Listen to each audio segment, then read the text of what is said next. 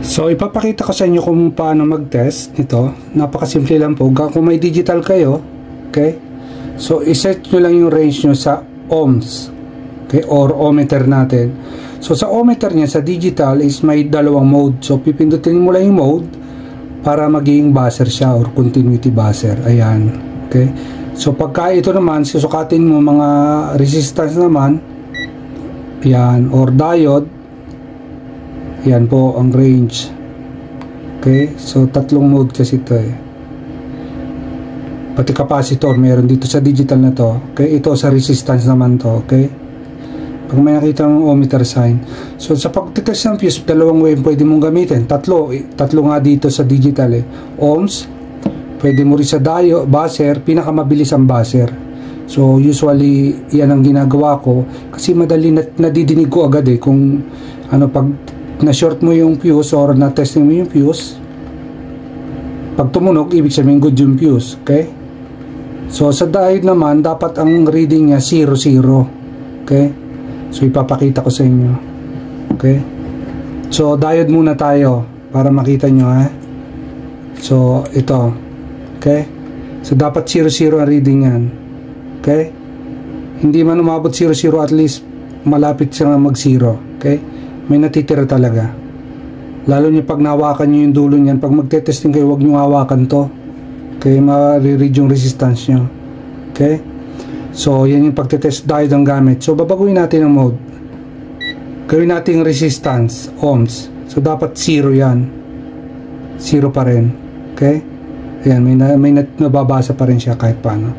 Digital kasi medyo malikot yung ano niya, yung reading niya, ayan o. Pero kung sa analog yan, yung mga analog tester, pagpalo niyan, sagad dapat sa dulo.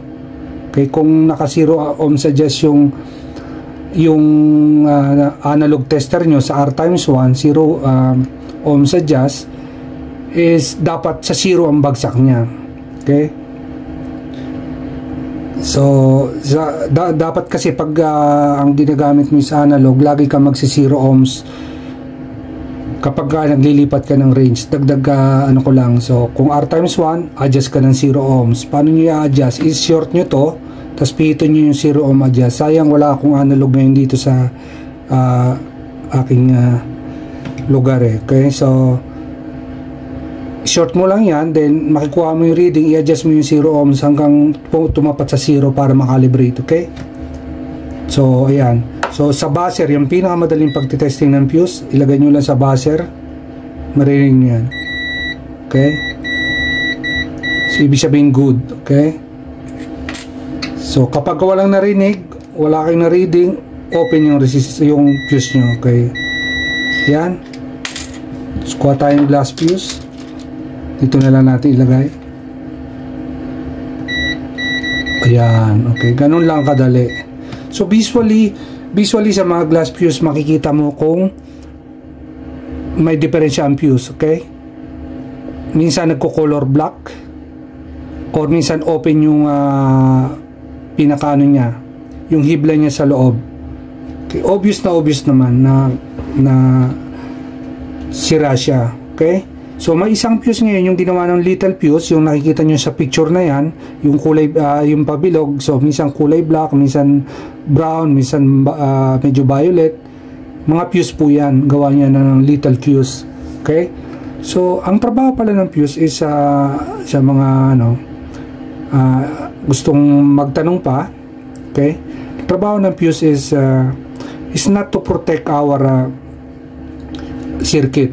Okay, it's not to protect our circuit, kasi ang trabaho talaga niyan is kapag ka may problema yung circuito mo, is puputok na siya.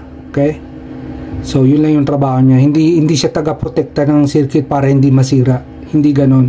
Trabaho lang niya siya magbo-blow, kakat niya yung supply kapag ka may problema. Okay, bakit ba nagkakaproblema ang ating circuit board? May mga short circuit. Okay, so yan yung isa sa mga dahilan bakit pumuputok ang fuse. Pero hindi yan protection ng ating appliances. Hindi siya protection. Okay, isa siya sa mga quick reaction component na kapag ka may problema, isikakat niya agad yon but hindi maiwasan na walang sira.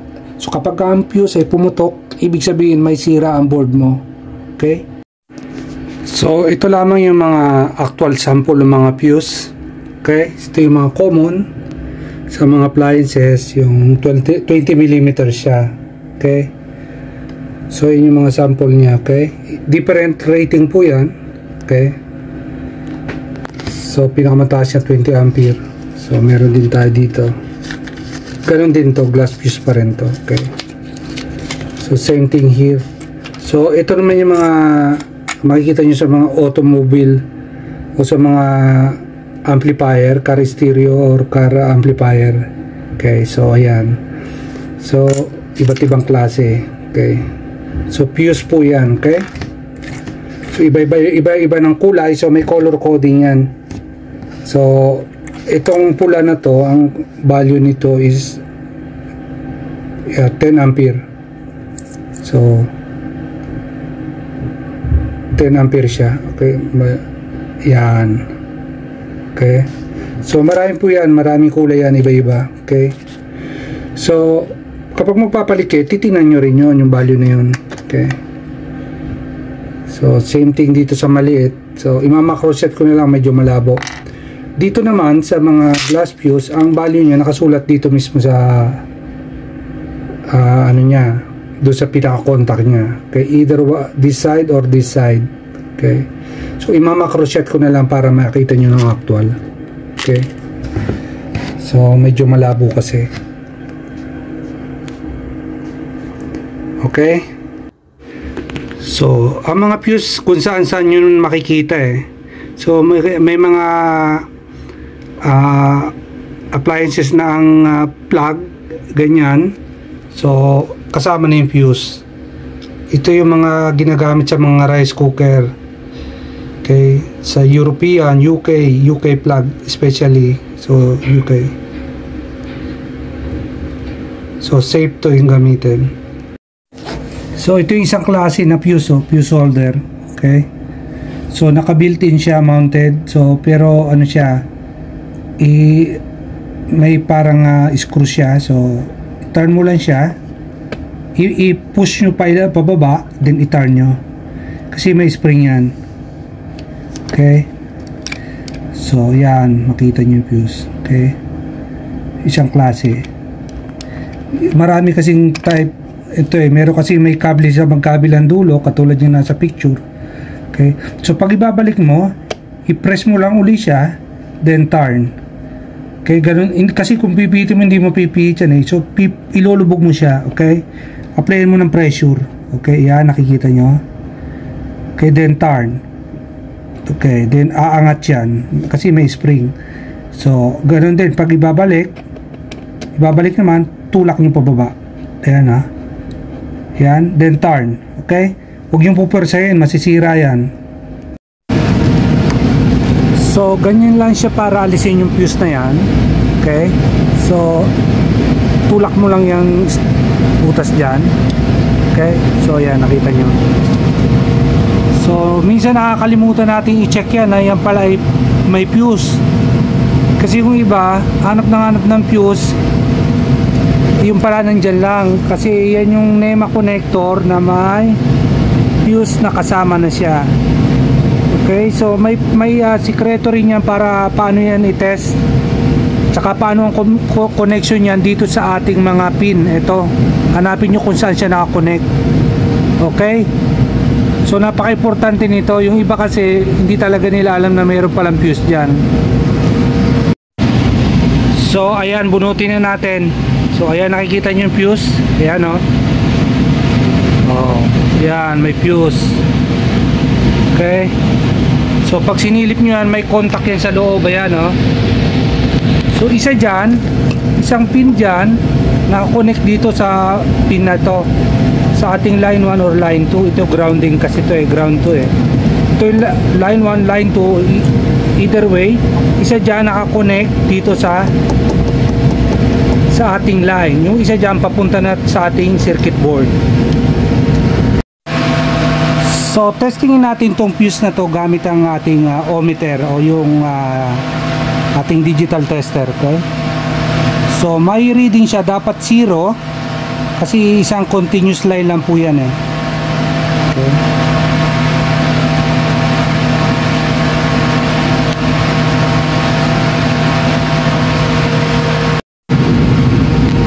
So hanapin natin yung terminal na fuse na naka-connect dito sa pin na to o kaya dito. Okay? So gagamit tayo ng tester. So pwede nyo i-range siya sa R×1 or sa digital naman, ilagay mo lang sa buzzer or dun sa ohmmeter. Okay? Sa kaso na to, ohmmeter ang gagamitin natin kasi medyo maingay dito sa paligid ko ngayon. Okay? So hanapin natin yung, ayan, nakatusok na ako sa isang paa ng fuse. Ito, hanapin natin kung alin dito yung may reading. Okay, so makikita nyo gagalawin reading ng tester. Okay, o ayan, ayan yung direktang nakakonect sa fuse. Itong pin na to, ito yung papasok sa circuit board nyo. Okay, so bakit ko ginagawa yung mga ganitong klase ng vlog? Yung iba iniisip napakasimple pagtetest ng fuse, hindi nila alam.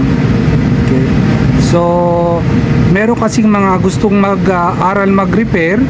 Okay, so para yung mga baguhan, yung mga kakagraduate ng high school, siyempre gusto na rin lang matuto, mag-advance bago sila pumasok sa school. Okay, so kaya nagtatanong sila. Minsan nagkakaroon sila ng, sa pagtatanong nila is nagkakaroon sila ng mga negatibong komento. Okay, so hindi naman natin naiiwasan yan kasi lalong lalo na sa social media is open ang lahat ng komento. Kaya lang meron talagang komento na below the belt and hindi maganda sa nagtatanong. Okay, so wala namang masama pong magtanong. Okay, so lahat naman tayo na mga technician, aminin man natin at hindi, is nag-umpisa tayo sa pagtatanong. Okay, so nung nag-aaral tayo, nagtatanong din tayo sa teacher. Kahit tinuturo niya, tinatanong pa rin. Ganun lang din yon. Okay, so kung may magtatanong po, is advice ko lang is sagutin natin ng maayos. Okay, so minsan sa ating buhay, nagdaan din naman tayo talaga sa pagtatanong. Okay, yan po ang isang katotohanan.